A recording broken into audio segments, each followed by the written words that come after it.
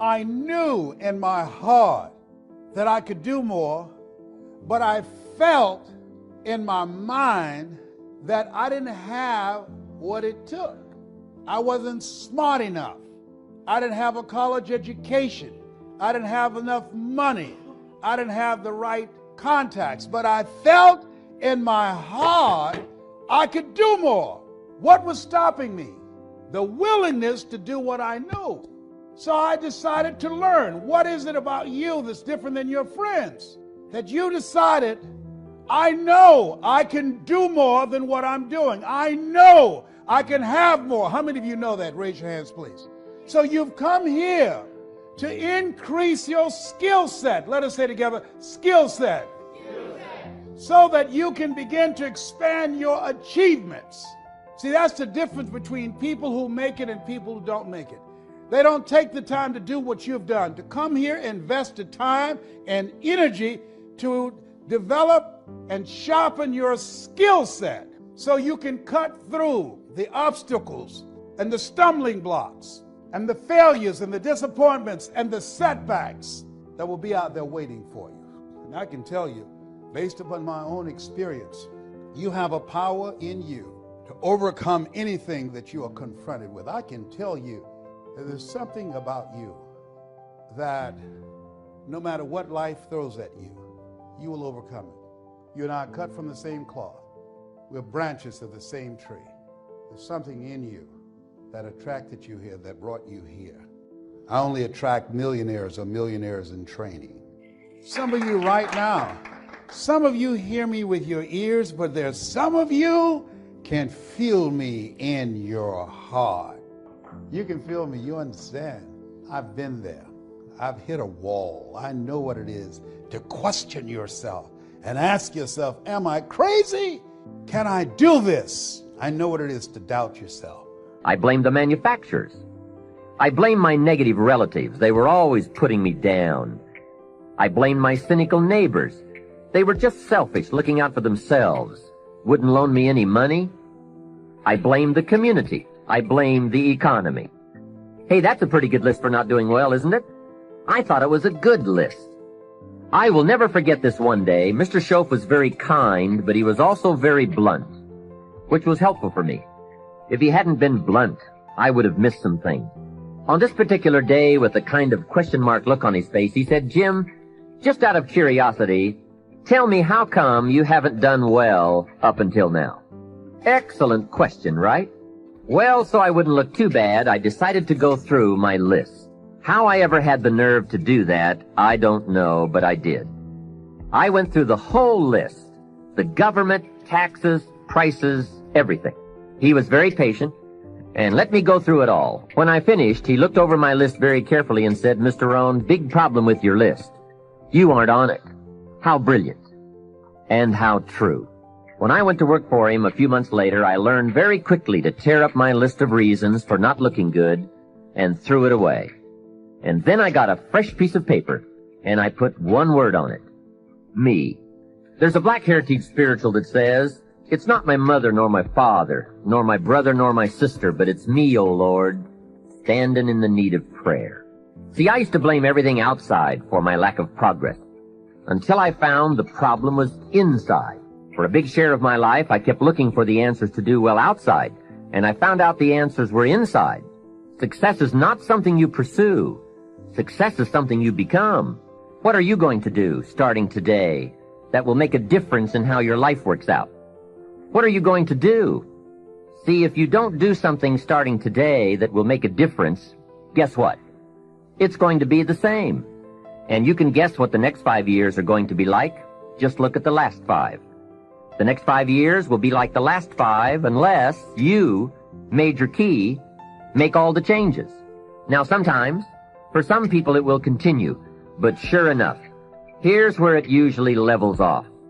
If there are no more exams to take, if there's no demand to get out paper and pencil, why read any more books?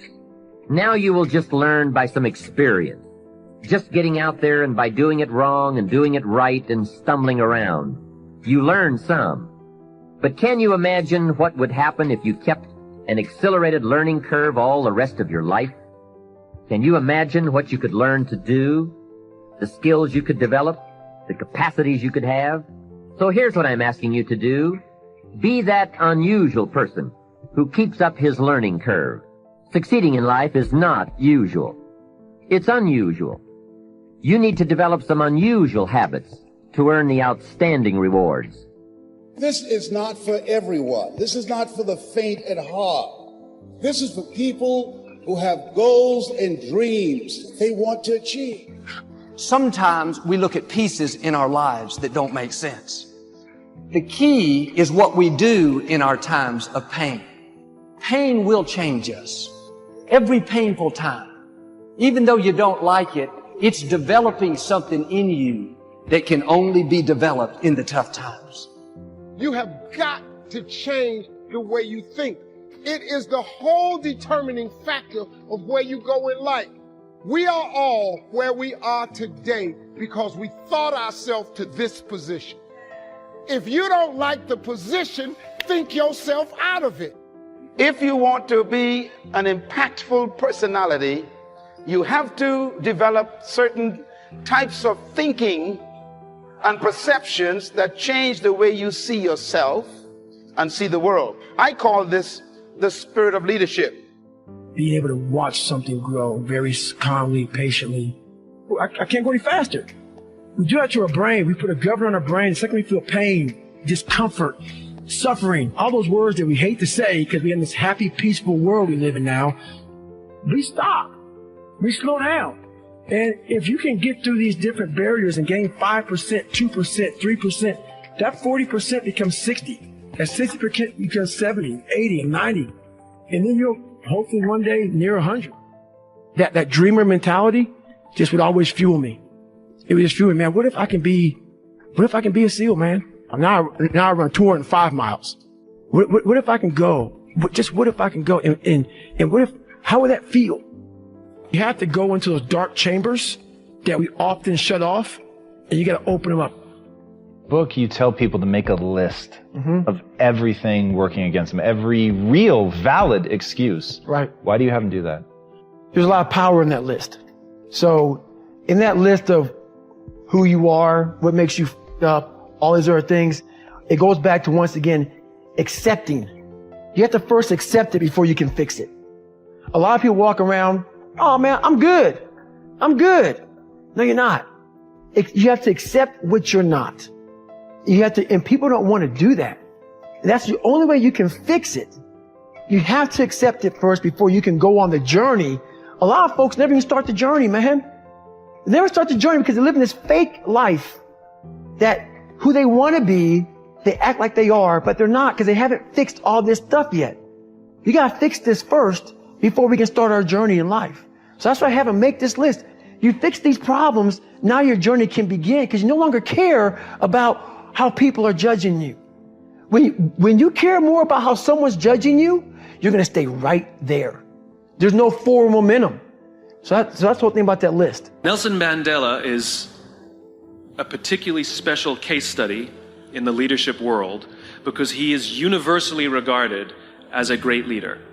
You can take other personalities, and depending on the nation you go to, we have different opinions about other personalities. But Nelson Mandela, across the world, is universally regarded as a great leader.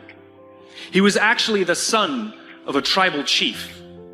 And he was asked one day, how did you learn to be a great leader? And he responded that he would go with his father to tribal meetings. And he remembers two things when his father would meet with other elders. One, they would always sit in a circle. And two, his father was always the last to speak. The scripture says the spirit of faith is in our words. When you say, I am blessed, I have favor, I'm coming out of debt, angels go to work. Good breaks will find you. The right people will track you down. And you can think positive. You can believe for favor. That's good, but nothing happens till you speak. The miracle is in your mouth. There is healing in your mouth. There is freedom in your mouth. There are new levels in your mouth. If you're fighting an illness, it's easy to talk about the medical report and how bad it looks. I don't think I'll ever get well. When you speak that, you're calling in more sickness, more defeat. You need to change what you're saying. The scripture says, let the weak say, I am strong. It doesn't say, let the weak talk about the weakness. Let the weak call 5 friends and discuss the problem. That's giving life to the negative. Now, I'm not asking you to deny the facts. Just say what God says about you. Your report should be, God is restoring health back into me. The number of my days He will fulfill. My mother wouldn't be here today after being diagnosed with terminal cancer in 1981 if she had not done this. It's not enough to just not say anything negative. You have to be on the offensive. All through the day, I would hear her quoting scriptures. When somebody asked how she was doing, it was never a sad song. It's hard. I don't understand it. I'm tired. Her report was, I am healed. With long life, God will satisfy me. What He started in my life, He's going to finish. She didn't feel healed. She felt weak, but she said, I am strong. The medical report said she was done, but she said, I will live and not die. She got in agreement with God and released the miracle in her mouth. 38 years later, she's still alive and healthy. Are there miracles in your mouth waiting to be released? Joel, when I break this addiction, then I'll tell people I'm free. You have to tell them first. Every day you need to declare, I am free, I am clean, this addiction does not control me. Every time you say, I am free, in the unseen realm, chains are broken. Strongholds are loosed. Freedom starts heading your way. You keep speaking it, and you will become what you're saying. You are prophesying your future.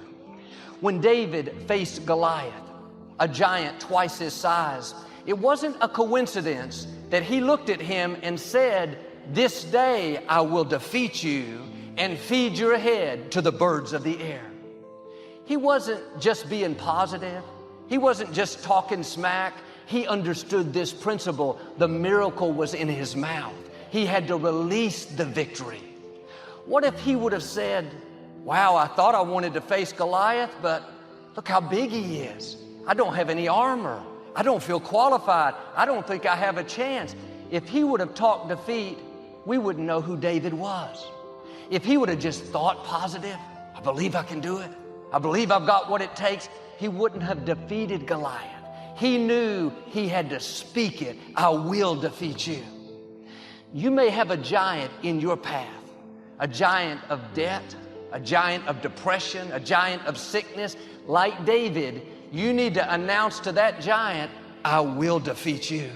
You will not keep me from my destiny. The forces that are for me are greater than the forces that are trying to stop me.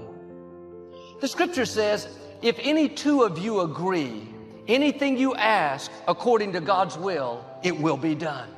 There's power in agreement. What's interesting is David didn't have anyone to agree with him.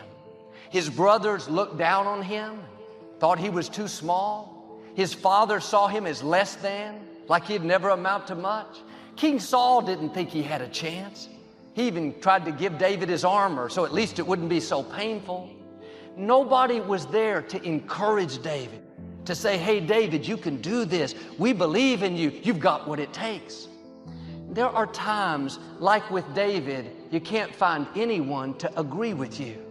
But I've learned if you'll come into agreement with yourself, if you'll get your heart and mouth in agreement and start speaking victory, declaring that you are well able, that you are blessed, that you will defeat the addiction, then even though others don't agree, because you're in agreement with yourself, you will see giants defeated. You will accomplish dreams that others thought were impossible. Now, don't be discouraged because nobody is cheering you on and nobody sees what you see. Sometimes God puts things in your heart that other people don't understand. Seems too big, too impossible. Instead of encouraging you, they'll do just the opposite. You think you can beat that sickness? I don't know. My grandmother died of the same thing. You still think you're going to have a baby? After all these years, you're kind of getting up there. You really believe you can build that orphanage, write that book, lead your company in sales, move into that nice neighborhood? I just don't see it. The good news is they don't have to see it. You don't need them to agree with you. Come into agreement with yourself. Get your heart and words going in the right direction. Start talking like it's going to happen. You have to say it before you'll see it. When David went out to face Goliath, all the Israeli army and all the Philistine army were watching. Here was this teenager with no military training, no experience, young, small, looked like a boy. In front of all of them, he had the audacity to say with confidence, Goliath, I will defeat you. Some of them made fun, ridiculed. Even Goliath laughed and said, am I a dog that you'd come at me with a stick?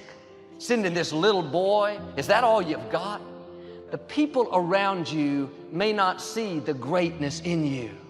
They'll judge you by the outside, by your size, your experience, your background, your nationality. Don't let them talk you out of what God put in your heart.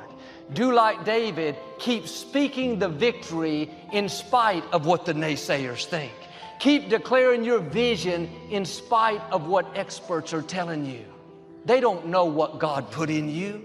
Don't let their negative words keep you from speaking positive, faith-filled words. When we were trying to acquire this place, the former Compact Center, it was like David versus Goliath.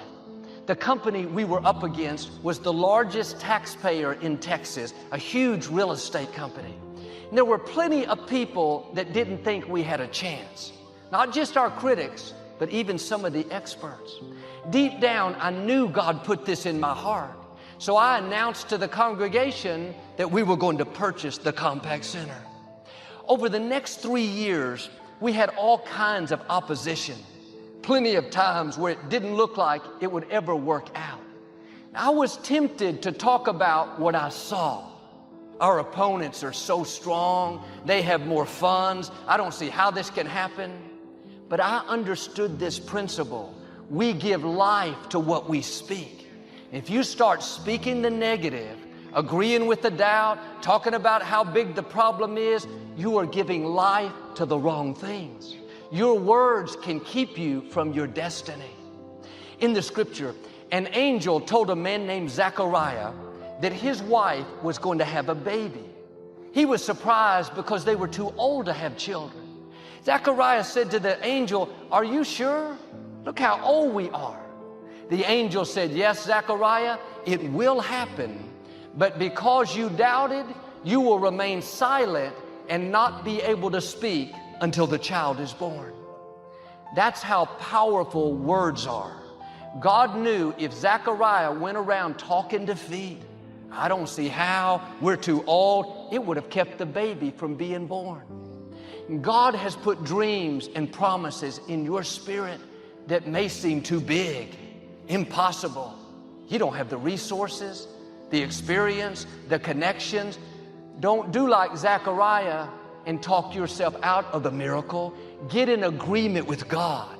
Dare to declare what He says about you. Maybe you're facing an illness. There's no sign of it getting better. You're right where Zechariah was. How can this happen? The medical report says no way.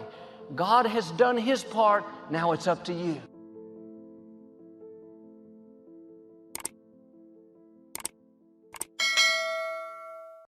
Sit on your bed one day and ask yourself, what remarkably stupid things am I doing on a regular basis to absolutely screw up my life? And if you actually ask that question, but you have to want to know the answer, right? Because that's actually what asking the question means. It doesn't mean just mouthing the words. It means you have to decide that you want to know. You'll figure that's out so fast it'll make your hair curl. There's no better pathway to self-realization and the ennoblement of being than to posit the highest good that you can conceive of and commit yourself to it. And then you might also ask yourself, and this is definitely worth asking, is do you really have anything better to do? And if you don't, well, why would you do anything else? If you orient yourself properly and then pay attention to what you do every day, that works. And I actually think that that's in accordance with what we have come to understand about human perception, because what happens is that the world shifts itself around your aim. Because you're a creature that has an aim. You have to have an aim in order to do something. You're an aiming creature. You look at a point and you move towards it. It's built right into you. And so you have an aim. Well, let's say your aim is the highest possible aim. Well then, so that sets up the world around you. It organizes all of your perceptions. It organizes what you see and you don't see. It organizes your emotions and your motivations. So you organize yourself around that aim, and then what happens is the day manifests itself as a set of challenges and problems, and if you solve them properly, then you stay on the pathway towards that aim, and you can concentrate on the day. And so that way you get to have your cake and eat it too, because you can point into the distance, the far distance, and you can live in the day. And it seems to me that that makes every moment of the day supercharged with meaning. That's how, because if everything that you're doing every day is related to the highest possible aim that you can conceptualize, well, that's the very definition of the meaning that would sustain you in your life. Well, and then the issue is, well, back to Noah. Well, all hell's about to break loose and chaos is coming. It's like when that's happening in your life, you might want to be doing something that you regard as truly worthwhile, because that's what will keep you afloat when everything is flooded. And you don't want to wait until the flood comes to start doing that, because if your ark's half built and you don't know how to captain it, the probability is very high that you'll drown. Ask and it shall be given you. Seek and ye shall find. Knock and it shall be opened unto you. For everyone that asketh receiveth, and he that seeketh findeth, and to him that knocketh it shall be opened. That sounded pretty optimistic again. But again, I think it's a description of the structure of existential reality, and by which I mean, when I'm in my clinical practice and I observe, and this is also the case with my students, is, let's say, people's lives aren't what they would like them to be. And so then you ask, why? Well, forget about tragedy and catastrophe, because that's self-evident, and we're not going to discuss that. Although the degree to which you bring about your own tragedy is always indeterminate. But I would never say that every terrible thing that is visited on a person is something they deserved. I think that that's a very dangerous presupposition, especially because everyone gets sick and everyone dies. But one of the main reasons that people don't get what they want is because they don't actually figure out what it is. And the probability that you're going to get what would be good for you, let's say, which would even be better than what you want, right? Because, you might be wrong about what you want easily. But maybe you could get what would really be good for you. Well, why don't you? Well, because you don't try. You don't think, okay, here's what I would like if I could have it. And I don't mean in a way that you manipulate the world to force it to deliver you goods for status or something like that. That isn't what I mean. I mean something like, imagine that you were taking care of yourself like you were someone you actually cared for. And then you thought, okay, I'm caring for this person. I would like things to go as well for them as possible. What would their life have to be like in order for that to be the case? Well, people don't do that. They don't sit down and think, all right, let's figure it out. You've got a life. It's hard, obviously. It's like 3 years from now, you can have what you need. You got to be careful about it. You can't have everything. You can have what would be good for you, but you have to figure out what it is, and then you have to aim at it. Well, my experience with people has been if they figure out what it is that would be good for them, and then they aim at it, then they get it. And it's strange because it's a strange thing. It's not quite that simple, because you may formulate an idea about what would be good for you, and then you take 10 steps towards that, and you find out that your formulation was a bit off, and so you have to reformulate your goal. So you're kind of going like this as you move towards the goal.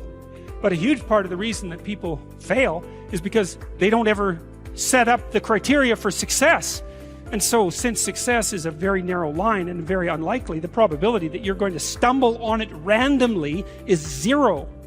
And so there's a proposition here, and the proposition is, if you actually want something, you can have it. You're here right now at this moment, because tomorrow you want to be somebody greater than the person you are today. You see yourself succeeding, you have a vision, You have a dream. Congratulations. You're already 10 steps ahead of 95% of the world. Imagine if Michael Jordan was scared of missing. He would have never taken a shot. Imagine if Steve Jobs was afraid of people not liking his product. There would be no iPhone. So ask yourself this. Do you want to be a person who fears failure, or do you want to be a person who loves success? Which one? Because you're going to have to pick today. And I'll tell you one thing. One is a failure, and one is a success. And if you love success, there is nothing that can stop you. All those negative things people say will mean nothing. They're going to talk about how only 1% make it to the top. Big deal. Want to know something else? Only 1% stick with that fitness program long enough to see results. Only 1% of nerds stick with that video game long enough to get good at it. Only 1% of relationships stick it out to the end. That doesn't mean you have a 1% chance. It just means you can't behave like the 99%. You'll have to do something better than giving up a month from now. Those are just numbers. You want to talk about numbers? Take a look around you and take a good look around you. Are you like 99% of the people around you? If you are, then you're in the wrong video, my friend. You have to love success just as much, because that's what's going to allow you to get up and go for it. Being scared to fail won't do anything.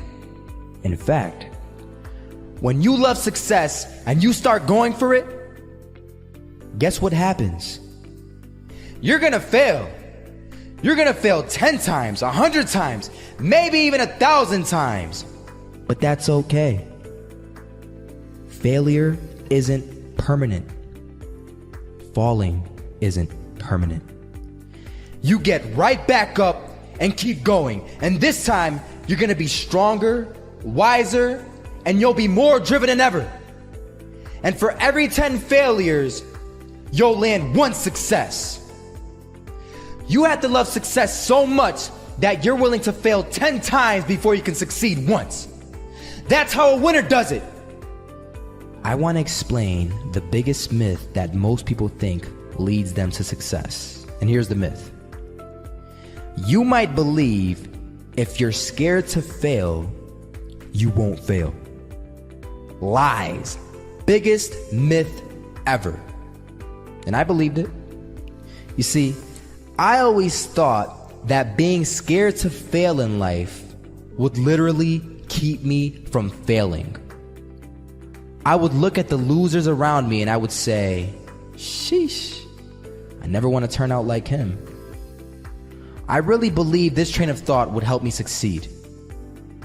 Until one day, I was walking down the street and I saw an old man. Had a hat, suspenders, and a cane.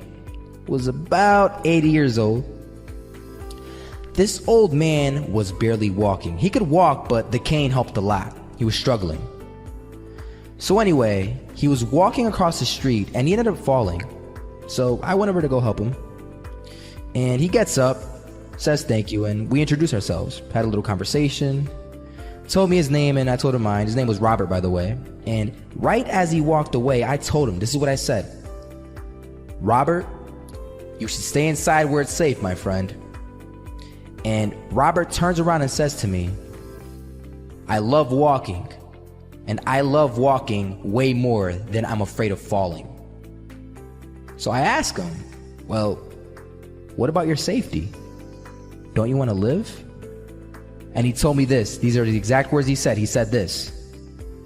Solo, living means doing what you love to do. And if I have to fall here and there to do what I want to do in life, then so be it. And he just walked away. Never saw him again. That was it. But that statement really had me thinking, and it had me thinking hard, because I learned something that day. That's when I realized the true key to success. You see, I always thought if I could just fear the act of failing, and if I fear it like crazy, I will succeed.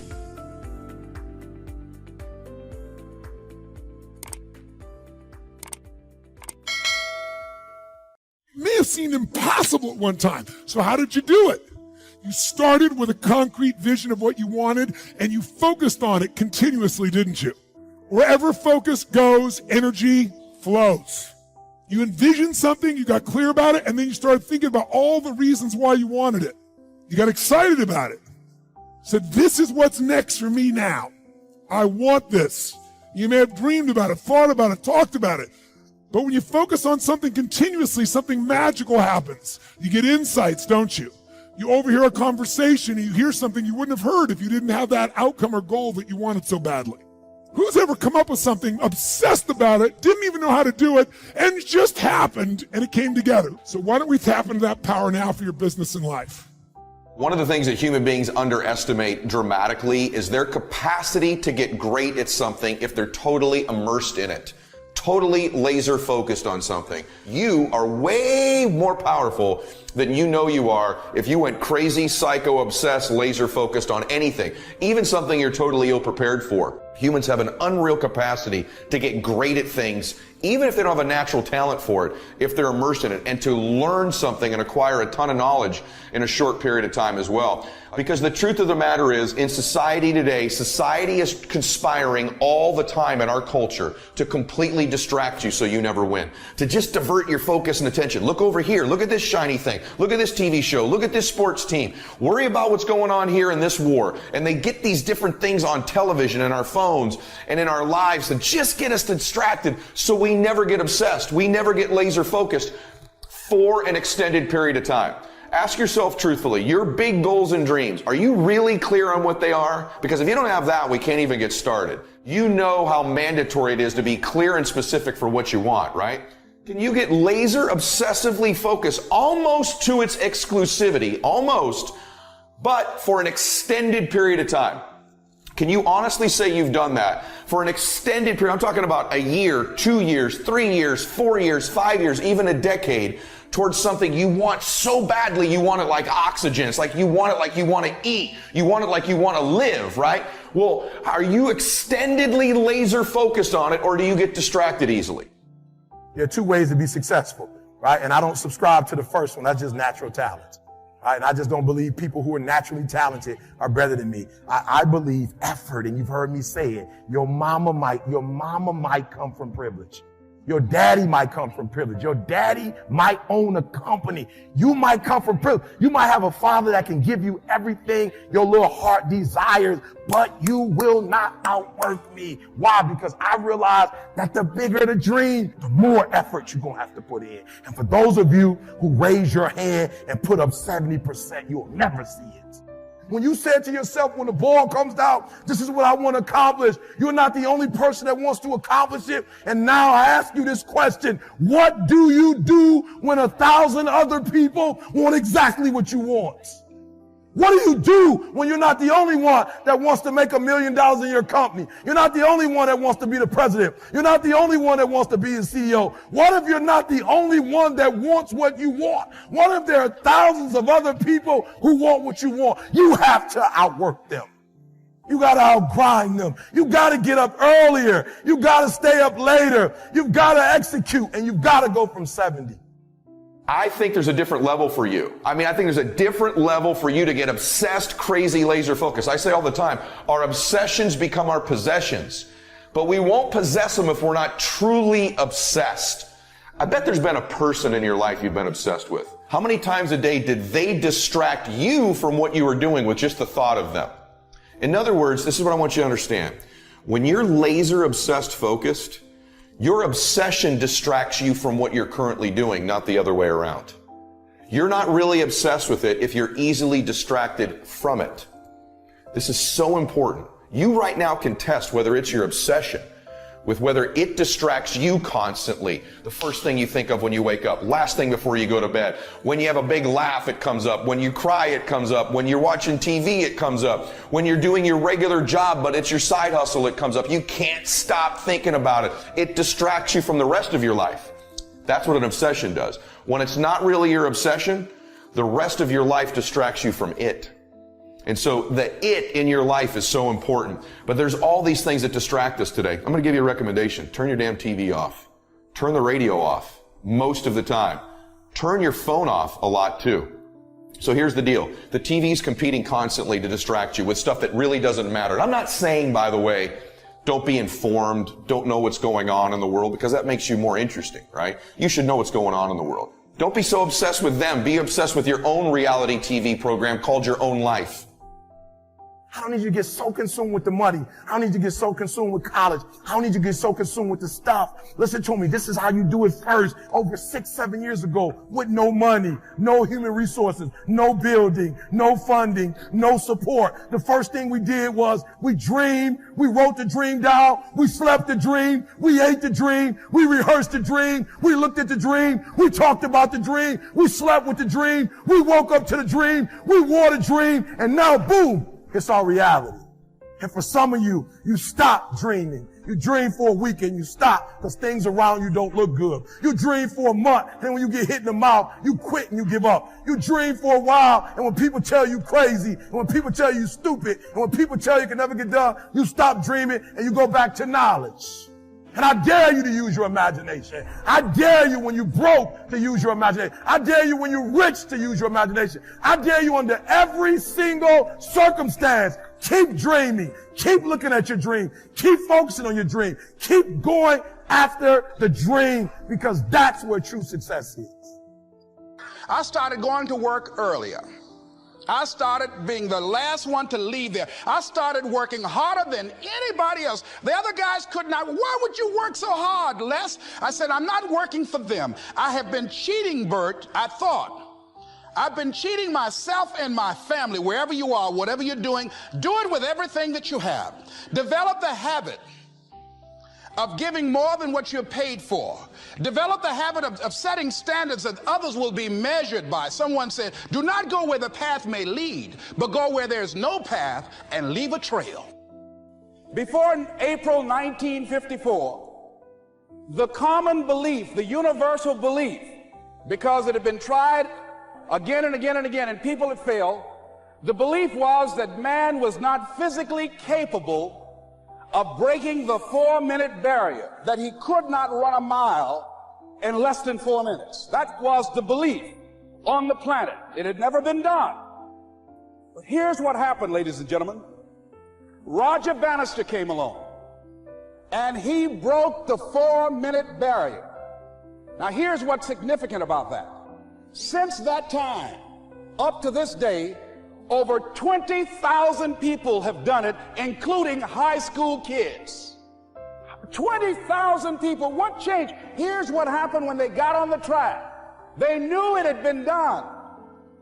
And because they knew it had been done, there was a new belief about this barrier, about this goal that was unreachable. And those 20,000 people got in a race believing, knowing in their heart that someone had done it, that it's possible, that they could do it. And I'm saying that if you know anybody that had some goal, some dream, something they wanted to do, and they did it, then I'm saying that you know in your heart that if someone has done it, then you can do it. It's possible. And that if someone can make their dream become a reality, that it's possible that you can make your dream become reality. And so as you begin to look at where you want to go, beginning to embrace that, it's possible. I'm blessed and highly favored. I've got a lot going for me. I got some good stuff in me. And it's possible that I can bring my greatness out here in the universe. That I can do what I want to do. It's possible I can write my own book. I can have my own business. I can take the trip and travel around the world. It's possible. I can bounce back from adversity and reinvent my life. It's possible. Regardless of where I am, that things can get better for me. It's possible. I'm thinking about two men right here in Chicago who are fairly successful, similar background, educated. They worked for a corporation for many years, and they were among many people that were laid off. Two guys who were very good friends. One went out looking for a job for several weeks along with the other one, and they faced disappointment and rejection again and again and again. They couldn't find any work, which is the story of many people across this country. One guy stopped. He became discouraged. He stopped going. He stayed home looking at television, became very argumentative and toxic with his wife, drinking beer, getting on the phone, talking to his other negative, unemployed friend, and he just gave up. The other guy kept looking for a job everywhere he could go. Every time he could get an opportunity, kept asking people, networking, checking the newspapers every day. Kept going everywhere he could, trying to find a job. You have too much education. You're overqualified. You won't be here long enough. He kept going. He kept going. He went to a place and said, look here, I tell you what, if you can't hire me, and I know you can use my talents, abilities, and skills, I don't want to sit home and do nothing. Just let me do some volunteer work. You don't have to give me anything, all right? I just want to work. I want to be busy. Guy said, okay, it's on you now, but don't expect me to give you anything. It's okay. This guy came in and worked. He was the first one there. The last one to leave was the best employee there. About 4 weeks later, one of the top managers quit. They were looking for a replacement. Guess who they selected? This other guy. This guy who was volunteering his time. He got the job. What was the difference between the two men? Eyesight and mindsight. Eyesight is judging on what you see, judging according to appearances. But mindsight is how you interpret what you see. One guy said, it's not possible, it's over, I'm finished. I can't do it. I can't make it. He surrendered. I've faced rejection again and again. I'm not going anymore. There are no jobs out there. But this other guy, he felt that in spite of the no's and rejections, in spite of how bad the economy is, in spite of what the newspapers are saying, that it's possible that somebody somewhere will give me a job. He just kept going, thinking it was possible. And guess what, ladies and gentlemen? That's what we have to do with our dreams. Because things happen to you in life that you can never, ever anticipate. And many times when those things happen, you want to give up. I remember when I was in broadcasting, when I was a disc jockey, I became very controversial, not only being a disc jockey, but I felt that radio was something that you not only entertain people with, but you also empower them, you educate them. And I got fired. I didn't just leave, they fired me. They took my microphone. I thought that was who I was. No, ladies and gentlemen, it wasn't. I had to do something else. And I didn't know what else I could do. See, here's what I'm looking at. What are the uses for your life right now that you haven't even reached for yet? See, I believe that when you don't have enough encouragement to act on your dreams or ideas, or you're not enlightened enough, that life will act on you. Some decisions are major decisions. And also there are a lot of small decisions that we don't make, that they tax our minds, they drain our energy.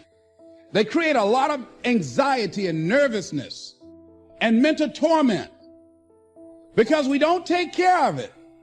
We decide not to decide, which is a decision. Deciding to decide, to act,